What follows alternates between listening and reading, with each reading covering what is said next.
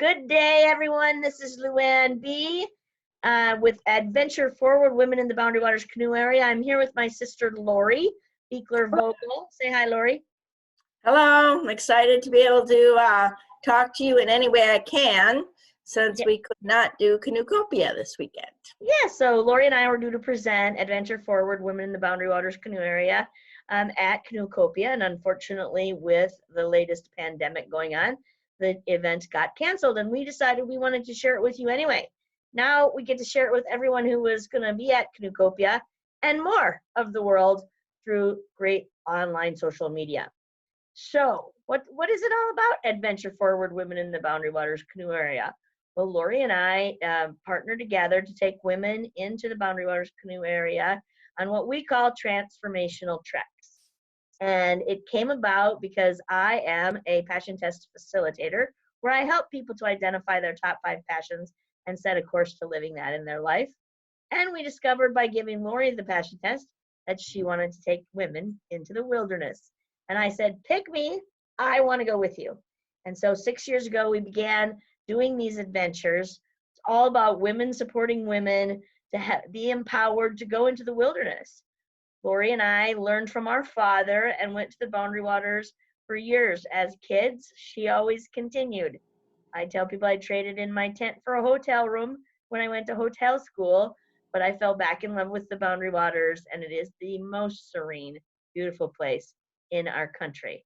And so we want to empower women into the wilderness, that they too can experience the spirituality, the tranquility, and the joy of being in the wilderness. Joy to us stands for a journey of you. So it is a journey of learning about yourself with the loving support of other women by your side. Be able to experience this beautiful, spiritual, serene place. We have a great time. We have a great time. There's no pressure. This is not Boundary Waters Survivor. It is how do we manage to support one another through whatever it takes to experience this beautiful wilderness. And so we have lots of fun. We laugh a lot. I know there's a great slide about that later. And we support one another. And I take all the women through the passion test process. So we can empower them to explore their strengths, their passions, and what do they want to change in their life maybe when they go home after this experience, knowing the true strength that they carry within. We do a little fishing, but we're not great at it, huh, Lori? So, yeah, that's about the size fish we always catch, but maybe we'll get better at some point. So if you're a fisherwoman, please join us. We need fisherwomen on our trip. We have been so fortunate to be able to embark on these adventures.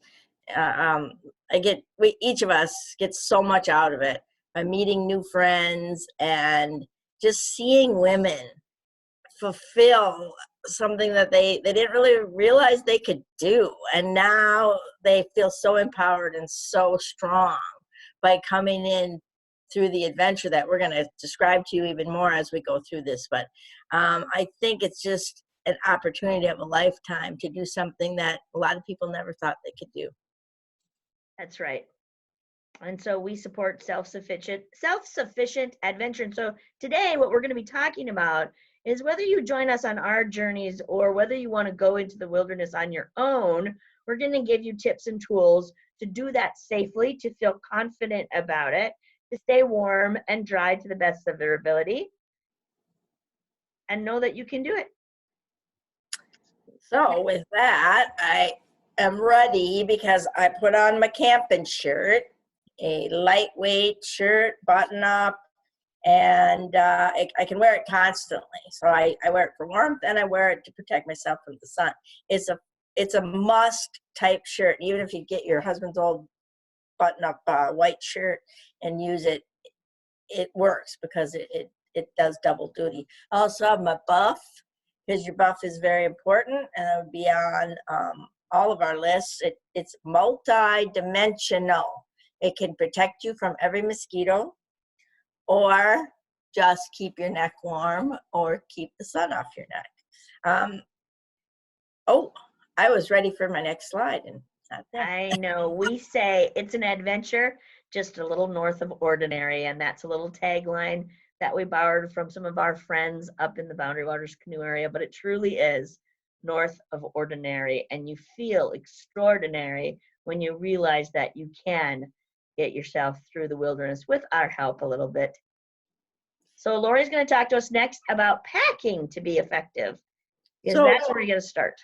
yeah, so Luann is our spiritual guide, taking us through the passion test and helping women get to know themselves and and each other better. And I am the wilderness guide, just because I've had a little bit more experience in the woods than she has, though she's acquired a lot in the last 6 years. So I'm going to kind of take over and talk about packing. One of the things we have to always remember about packing is keeping the packs to a size that women can carry. If we're going to bring a bunch of women, we don't want to bring the heaviest packs. You see in our picture here, our friend Beverly, and that is our biggest pack, and we're actually retiring it because it is difficult when you have a pack to not fill it. So what we really believe in is don't bring a pack that if it's full, you cannot get in and out of the canoe and carry. So control the size, make sure all packs can be handled by all women. We have a very extensive packing list that I'll continue to talk about as I go. But even through that, like, we organize each women's pack so that they know where their socks are, know where their undies are, know where their warm stuff is, and it's packed in a way that they can get to it when they need it. We also keep all the packs, Big Green, the Bear Barrel, the Teal pack, the Red Utility, all these have a name because everything stays in its location. That's a key to taking a wilderness trip. You want to know where your knife is when you need it. You want to know where your fishing gear is when you need it. You want to know where your raincoat is when you need it. Especially your raincoat.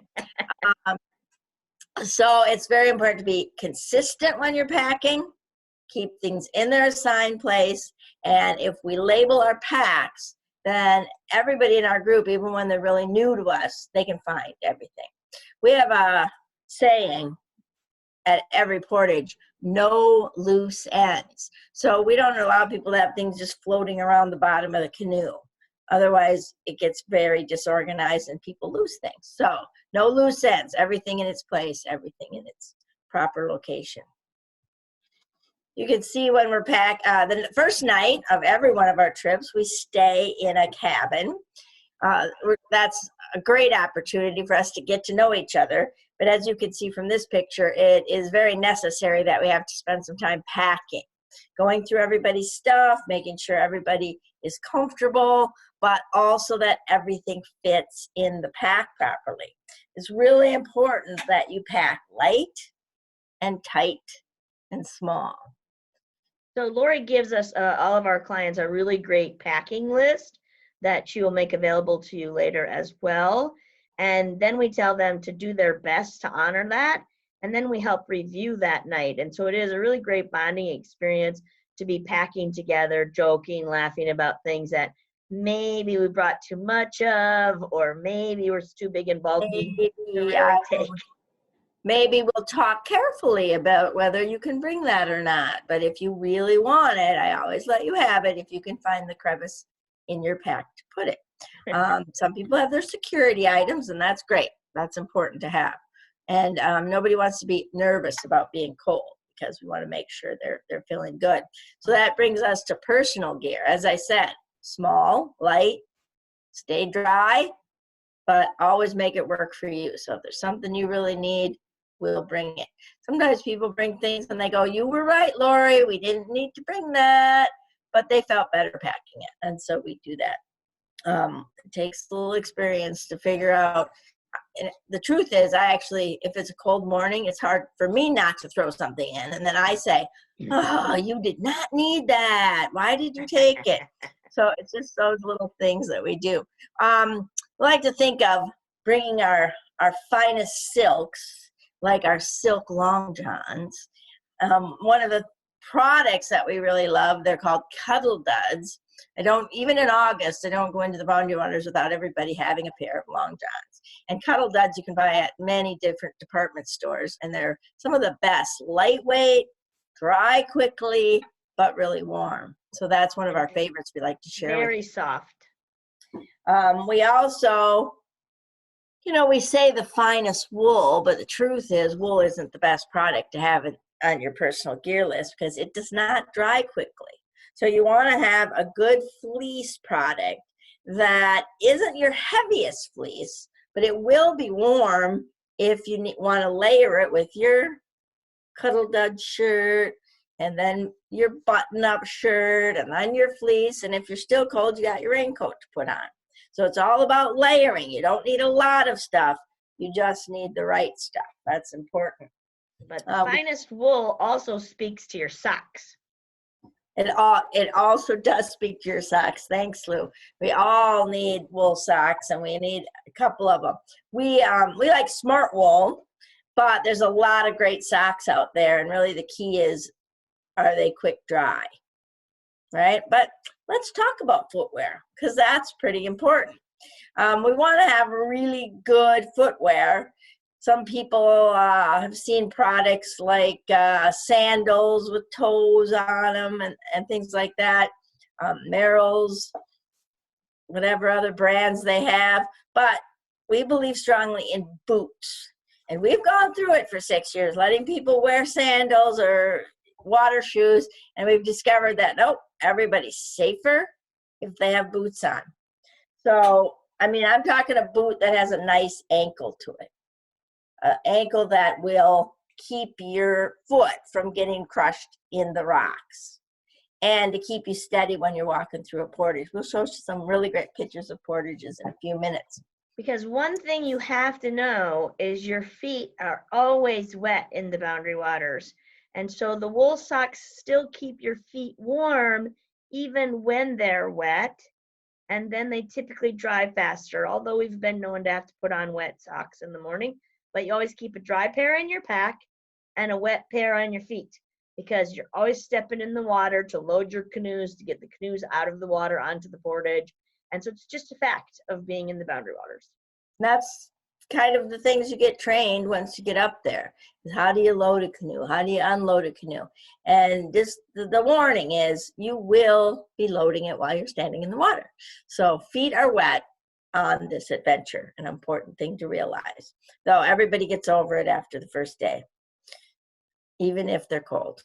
So our most important things is to keep dry, have good footwear, and have good rain gear. That's why I have 2 stars by it. Now, good rain gear means it has to keep you dry. So some people think, oh, it's got to be breathable. Well, for the most part, you're not wearing it for hours on end, and you're not doing that much in it that you're going to sweat. So I could spend money expensive on rain gear that's both really dry, Gore-Tex, and breathable. But my focus is not always on being breathable. If you can go buy a raincoat and you can go take a shower in it and stay dry, or walk out in a rainstorm, but the shower would work, then you've got something that you're going to be able to work with. And it doesn't have to be the most expensive thing on the market, but you do need to be dry. And rain gear includes rain pants. Very important page of our PowerPoint. And the key is water resistant, because I have bought rain gear many a times that was not water resistant. And when it gets really wet, it goes right through it. So be careful on that one. It's better to err on the side of more. Yeah, one of exactly. our participants. Here's some example of boots, and example of Catherine just embracing the beauty of the Boundary Waters. Yeah, doing a little yoga. So yeah, we enter into those activities too: yoga, meditation, qigong, as weather permits. But you see, there's no fashion statement in our trips, right? So this is a picture of whatever it takes to layer up and be warm once we get into camp for the night. And so there's a light pair of shoes that we always pack in our packs. So the wet boots and the wet socks come off, and dry socks and dry shoes go on for at camp at night, and whatever other clothing you have to keep dry. And these ladies were having fun seeing who could put the wackiest of their gear together after we got into camp. And you can see though, that's a pair of Crocs. That's a great camp shoe. But this pair, this The is boots. back to some boots again, showing off. And Yeah, this is Crocs are visible in that one too. everybody having fun playing together as they're getting their picture taken. We believe in eating well, and I have a ton of fun planning my menus and getting food ready for the group. It's very important to know that, with a mixed group, we have people that are vegetarians, people that are gluten-free, and it's amazing out there what food is available that is easy to cook at camp that can help any diet and cater to anyone's needs. Though we always try to keep it simple, and so we might have our just grocery store mac and cheese. Other items we love to bring are pre-cooked meats. I mean, we have great brat dinners, but the brats are already cooked. We buy them at the grocery store. They can be out of the fridge for a week easily, especially you seldom get 80 degrees in the Boundary Waters. So the temperatures that we have, which is, beautiful 70s and beautiful 60s. Yeah. Can keep those meats, the eggs. We always bring fresh eggs, and if we need them for a few more days, we might have eggs mixed with some powder eggs, but it adds to the flavor then. Tortillas are a mainstay. Don't need to bring bread.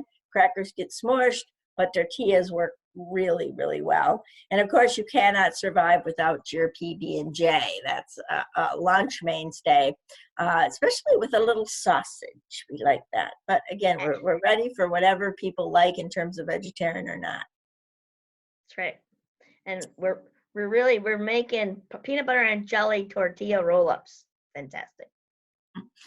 Two of our favorite brands for those of you out there that are looking for shopping for your own menus. Cache Lake is, you could look it up online. It's a fantastic camping food and very, very small packaging. So it's really excellent for backpacking or canoeing. Our favorite recipes are that they have frying pan bread that is outstanding. We now cannot go without it because it's one of our favorite meals. And they have great vegetables. They're just dried vegetables that are so delicious. You can't believe it. Camp Chow is our other favorite. We go out the Gunflint Trail for our trips, and we can go right to Trail Center, and that's where they make the food. And they also have a great lunch for on our way home. So Trail Center is right on the Gunflint Trail, Trails and Lodge. Excellent food that you can find online. Camp Chow. So one thing I'm going to add in before I talk about this delicious fish, because that's hopefully on our menu at least one night if we're lucky. We have, as Luann said, we have a really good personal gear list that we'd be happy to mail out to anyone who's interested. So our website, Transformational Trek, has our emails on it, so you can get those lists to you at any time somebody wanted to contact us, as well as a menu. I've got menus that I'd be happy to send out if people are trying to plan and figure out their own trip. And since we're posting in this on social media, they could message either of us as well and say, hey, I want that personal gear list. Please send it to me and just give us your email address, and then we'll make sure that you get it. Yeah, so we usually have somebody in camp who can clean the fish, we happily have a little fish snack at least once. Were you going to say something? I was going to say the key of this beautiful picture of our friend Doris is that Doris has been our most senior participant. Is Doris 74 or 73 when she came with us? 74. 74. Strong as can be. So there is no individual that we're unwilling to work with, right? And we adjust per needs of individuals. But Doris was very strong, 74-year-old, and very well prepared as well for this journey. So that we just wanted to emphasize that it's open to people of all levels of skill set. We actually learned this our last trip when Doris came, that if we bring our walking sticks, which, you know, for hiking, our hiking sticks, that it makes a fantastic way to balance anybody's trip across the portage. And even some of the younger women liked having those walking sticks. So that's probably a new thing that we're going to add to our materials. Personal gear list. Yeah, and you can see So- it's pretty rustic up there, but amazing. That's a camp. Do you want So to? I think it's important to also emphasize, if anyone's interested in coming with us, the personal gear list is your clothing and personal things that you're going to want to have of your own. We provide the tents, the packs, the sleeping bags, the pads, all of the other gear that you need. You don't have to go out and buy a lot of stuff. Probably want to buy your own boots, that kind of thing. They're going to fit your feet best. But that's what our personal gear list is about, is making sure that from your own personal items, you can pick out the right clothing and the right accessories to bring, and then we're going to provide everything else for the camp itself. So that was good that you added that in, though. Very good. Boy, that's a beautiful picture. I wish we could go today. I know, right? It's probably the safest place on the planet right now. Absolutely. Here's Luann cooking on the campfire. Breakfast, I believe. What a beautiful spot. Which is another thing that we do. Lori organizes our different needs around camp. So one day you might be fetching wood, one day you might be getting the water filled up for us, one day you might be cooking, one day you're on dishes. We all help to put up tents and get camp set up once we arrive at a campsite, and we all break it down together. So a lot of team building in the process, and you experience different parts of it throughout the journey. Everybody working together to make it happen. So that you get to do it all. And, you know, then again, if somebody is challenged with one particular thing, well, we adjust. Because that's what teamwork's all about. And everybody has to do the dishes. Yeah. Because nobody really wants to do the dishes. There's a great picture of what camp looks like. And we always put up a tarp first thing. Noah's tarp, fondly known as. Put a tarp up, then it doesn't rain. You know that rule. Yeah, that's the You're rule. protecting yourself. So always have a tarp up just in case you need Ready it. to go. So what's portaging?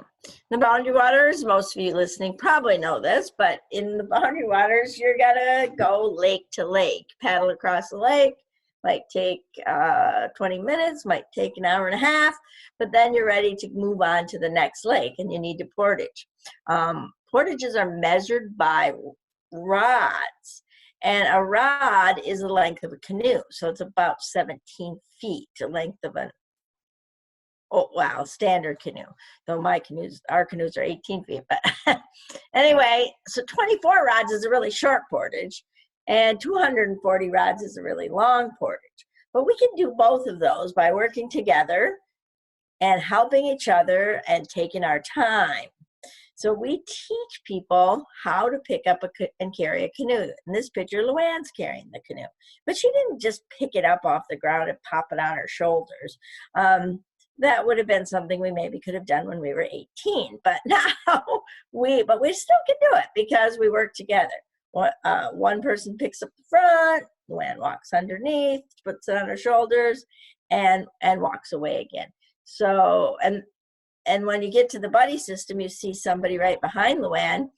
We don't let her leave with that canoe unless she has somebody with them. The person with them has a pack, but Luann can have assistance the whole time. We believe it for safety that we keep people together and no one's feeling lost, no one's alone, no one's scared, because everybody's working together.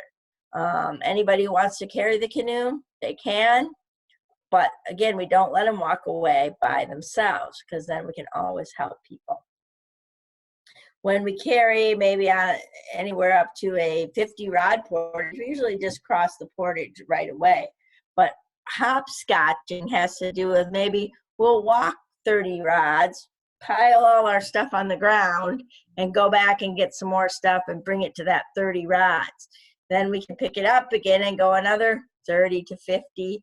put it down again. And with that hopscotching process, bringing everything part way and then everything the rest of the way, together as a team, we can make 240 rods with no problem. And of course, Luann, what happens during that time? We rest. Chitting, chatting, talking, Visiting with the other people. telling stories. Coming the other way. Oh yeah, we have so much fun. Singing, one of our modeling. Yeah. And one of our mantras from the very beginning of our trips was, our packs are light and our feet are steady.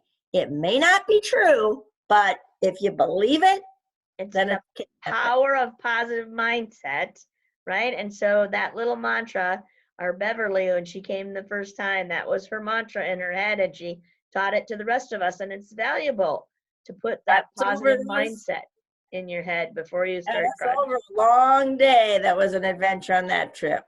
Yeah, gotta go to know. that was a lot of layers I had. I think my life jacket was underneath my rain jacket in that one.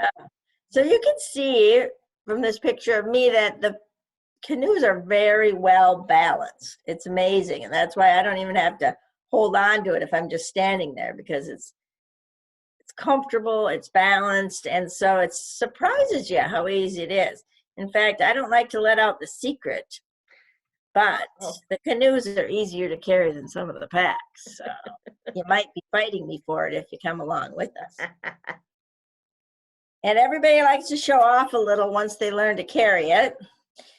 Catherine has one foot on, and her, is that a yoga position? This is canoe yoga. This is canoe yoga. Yeah, that's what that is. And by the way, those canoes are only 42 pounds. So it's simple to show off a little bit once you. And look how tiny that little woman is, right? That's carrying that canoe. So once again, all abilities, all sizes, right? And then some women on our trips, they would rather carry the packs. And so then they carry the packs. And maybe they still don't carry the heaviest one, right? Doris had her pack. She took it across every time. She had 2 packs because we crossed the portage twice, and she was fine. Yeah, that's another great, important thing to point out, Lori, is that we cross every portage twice. So the gear is packed accordingly based on the number of people, and the maximum permit you can get for a group size is 9. We always do 8 or less because we want to keep an even number.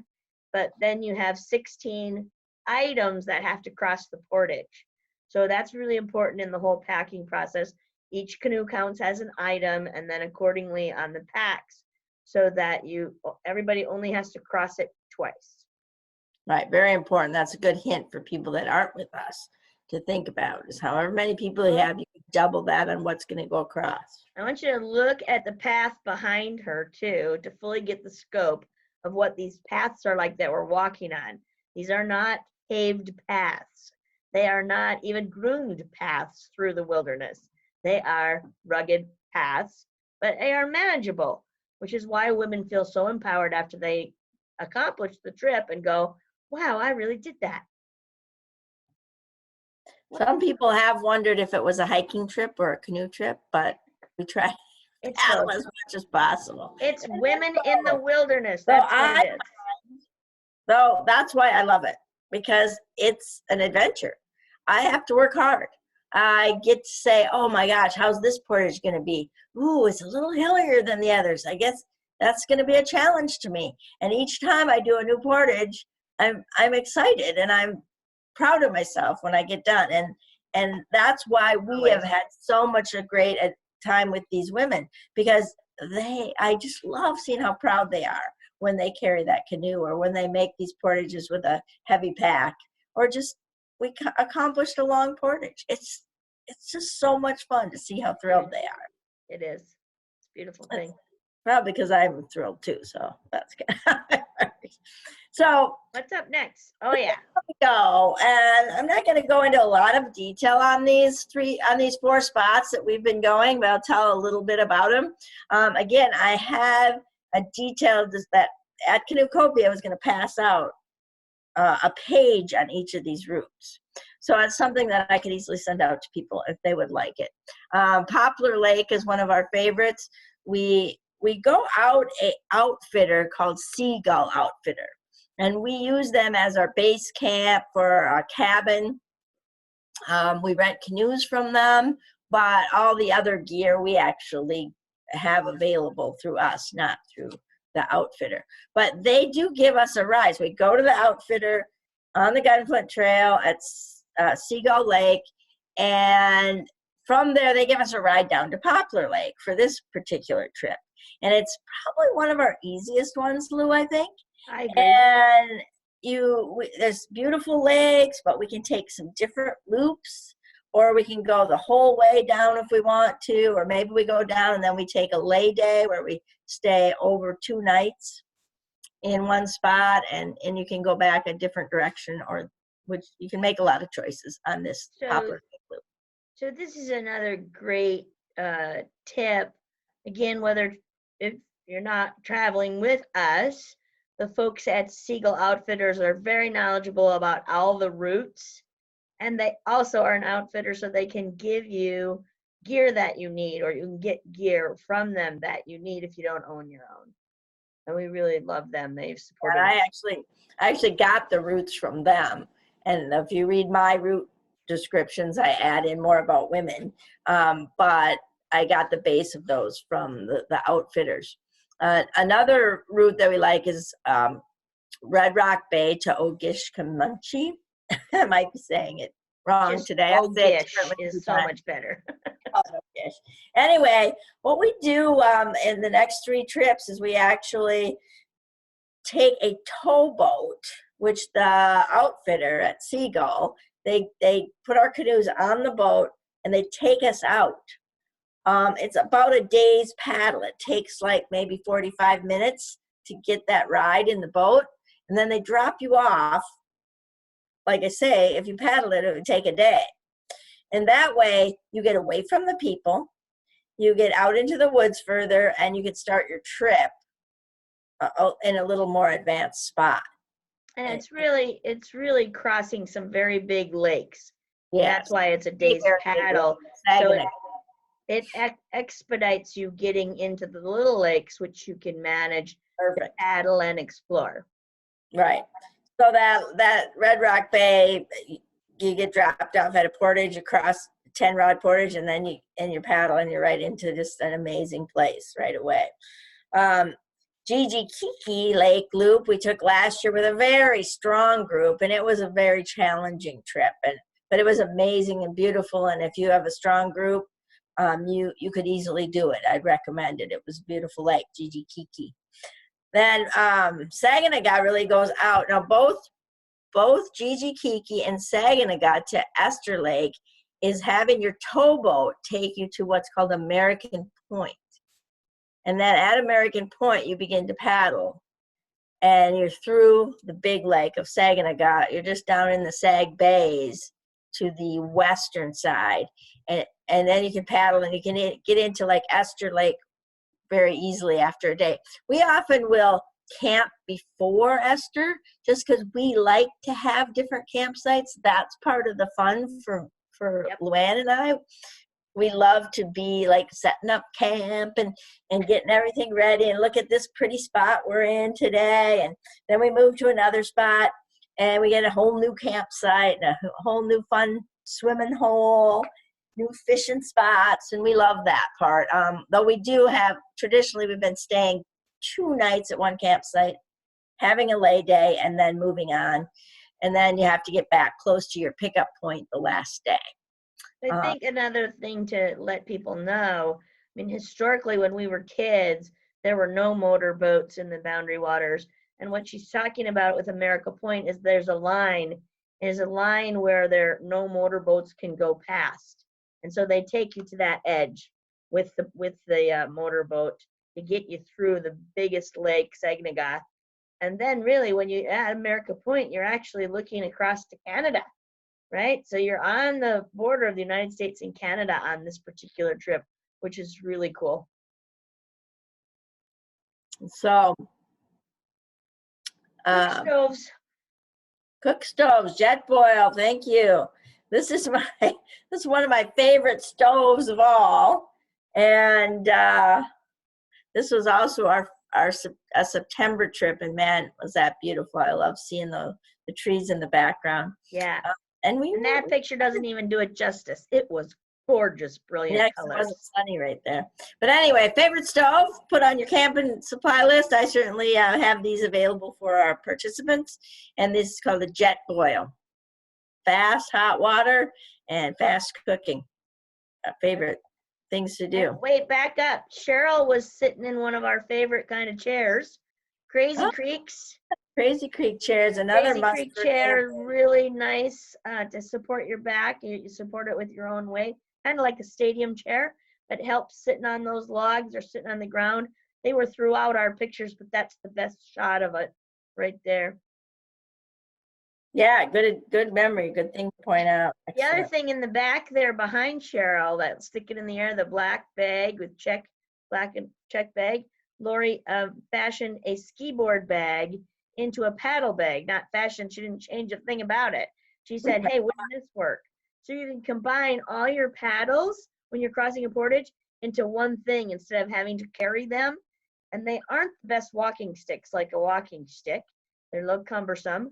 So we put them all in that paddle bag and it can fit over somebody's shoulders. And it's one of our items for crossing the portage. I think you better move on. I could talk a lot about what's going on. We need a picture of that. Remind me of that later. Yeah, I've seen it a couple. All right, so, Luann? Yeah, this was one of my favorites. I laughed so hard the tears ran down my legs. And only women can understand that. Only women understand that.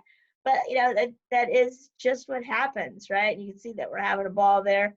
I think we just accomplished something great. Our teamwork, putting up our tarp for the evening in this, and see how the sun is shining beautifully there. But as Lori said, always put the tarp up first. The rains can come in quickly. They don't stay for very long usually. So everybody's working together and everybody's playing together. After we get camp set up, we go for a swim. And if you look closely, we each got a little bottle of wine. So we carry in some inappropriate things. If we carry it out.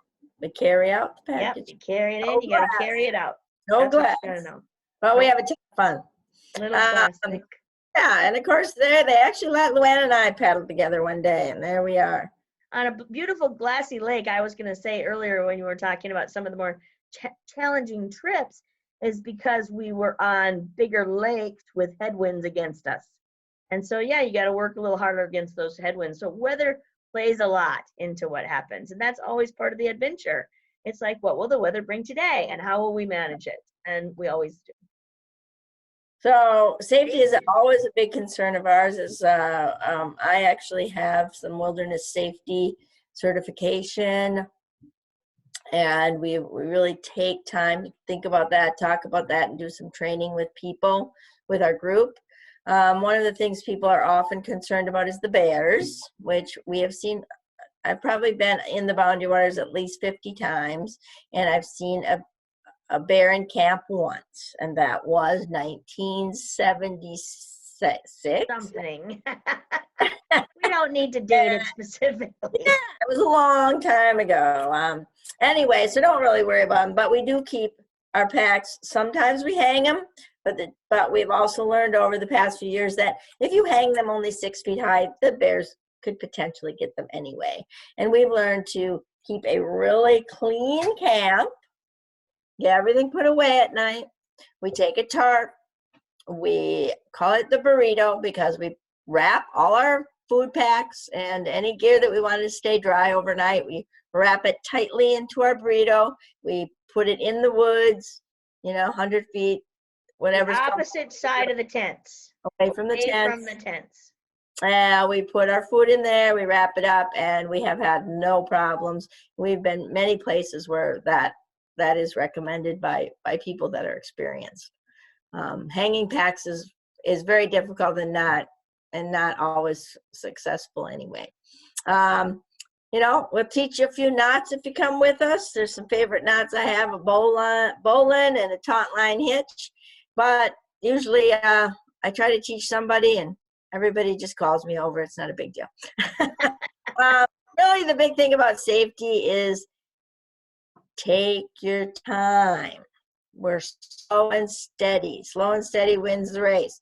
We work together, we help each other, we make sure people are okay, we have a snack on a portage, whatever it takes.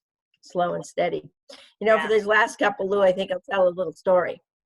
Last year was a situation where we actually got in some bad weather. And it really highlights how we do treat the group and how we work together, because as we were walking on this portage, it's raining pretty heavily, and we're starting seeing some lightning pretty far away, but we knew there was lightning in the area. And so we started talking to each other about, can we keep going? Should we keep on our planned route, or do we stop? And instead of just, making a decision one way or the other, we kind of talked to everybody in the group. We talked about how people felt, and there were people that were starting to get cold, and we thought, well, how fast? If we go one more portage, how fast can we warm them up? Maybe not fast enough. So we made adjustments. We changed what we did, and we found a campsite immediately on the next lake. And luckily, because it's kept raining, and we were able to get our tent set up with a lot of teamwork in the rain. A lot of teamwork. But, everybody felt really good, because they knew they'd been listened to, and they knew that we were hearing people's feelings and what they needed at that time. So that communication, that flexibility have been why our groups always feel really confident and happy. And so in terms of safety, I think agree. We talk through a lot of things, just, in terms for people's concerns. And that's really important, to bring everybody in the group together on that. You can have a tendency, especially in the buddy system, that two people, because they happen to be together, think they've made a decision, and then the others might not agree. So there has to be a consensus at that point, and taking in all people's feelings and factors of what's going on. And one of the things is, we wanted to go another portage originally in the plan, get closer to our end point where we were getting picked up. So what it meant by taking up a camp right away is that we were going to have a heavier day to get out of the wilderness to our pickup site. And so everybody was aware of what the consequences were of our choices. As you're sitting here listening to this, people worry about getting hurt, and it is dangerous. And as you're sitting here, and you're interested in our trip, jot down some questions, because we certainly will answer any questions people have. And we carry, for a situation where somebody really would be severely hurt, we actually carry a communication to back to base camp, back to Seagull, an ability called the Spot, where we can contact rescue if needed. So one of the things people have wondered if they might get hurt, but we feel by taking our time and working together, we make that happen. Right, Lou? Absolutely. Others worried about being together with people 24/7. And I think the serenity and silence of the wilderness, there's no overwhelm by hanging out with 6 women. And really, like I said, 6 to 8 of us is typically the size of our group, and you can go no bigger than 8 on any given permit. And see, dear Patty had time for herself. We did meditation. Yeah. And people are anticipating this trip. They think, can I really do it? And as my friend Chris said, I did it, and they're very proud of themselves. So it was an exciting time. I encourage any of you out there to be in touch with us, and whether it's for advice or to ask about our trip or advice on your own trip. We're open to any. We just love to help women experience the wilderness and know they can. Our greatest joy, and we hope to see many people out there come with us in the future. And as our motto is, adventure forward. Adventure forward. Check us out at transformationaltreks.com and join us this summer in the Boundary Waters for an amazing journey. Thank you.